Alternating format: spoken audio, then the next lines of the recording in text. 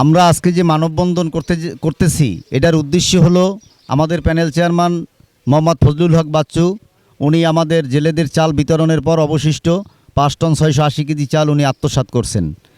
এই বিষয়ে ইওনো মহোদয়কে আমরা অভিযোগ দিলে ইওনো মহোদয় মৎস্য কর্মকর্তাকে দায়িত্ব অর্পণ করেন। মৎস্য কর্মকর্তা 3 সদস্য বিশিষ্ট একটি কমিটি গঠন করেন। আমরা চাই প্যানেল চেয়ারম্যান ফজলুল হক বাচ্চুকে অপসারণ না করা পর্যন্ত আমরা এ তদন্ত সুষ্ঠু পাব না।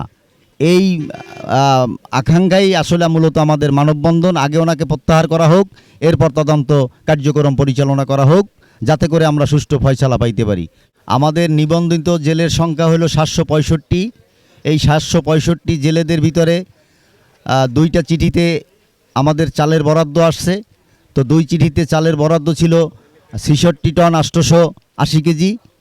উক্ত চাল আমাদের চেয়ারম্যান 5 তারিখের পর একটু সমস্যায় থাকার কারণে সে তালতলিতে যাওয়া আসা কম করে, অফিসিয়াল কোনো কাজ হইলে সেখানে সে যায়, যার কারণে সে আমাদের প্যানেল চেয়ারম্যান একটু ক্ষমতাধর ব্যক্তি, তার মাধ্যমে চালটা আনানোর জন্য তাকে অথরাইজ করছেন। সেই অথরাইজের মাধ্যমে তিনি 66 টন 800 চাউল কেজির ক্ষমতা গ্রহণ করেন।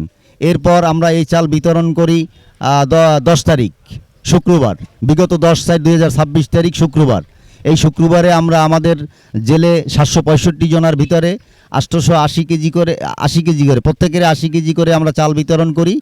আমরা পরিশেষে জানতে পাই যে আরও নাকি চালের বরাদ্দ অতিরিক্ত ছিল। তো আমরা 765 জন জেলেদের ভিতর থেকে 80 কেজি করে যদি আমরা পূরণ করি তাহলে সেখানে চাল দাঁড়ায় 61 টন 200 কেজি।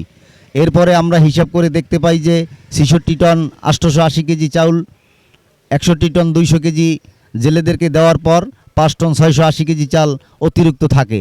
এই চালটা আমাদের প্যানেল চেয়ারম্যান মোহাম্মদ ফজলুল হক বাচ্চু 9 নং ওয়ার্ড পশ্চিম জারাখালী ইউপি সদস্য উনি আত্মসাৎ করেন।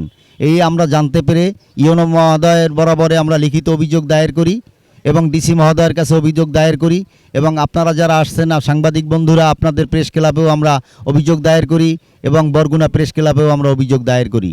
আমরা আজকে এর তীব্র প্রতিবাদ এবং সুষ্ঠু তদন্ত সাপেক্ষে বিচারের দাবি জানাচ্ছি এবং অতি বিলম্বে ইওনো মহোদয় আমাদের দৃষ্টি আকর্ষণ করুক।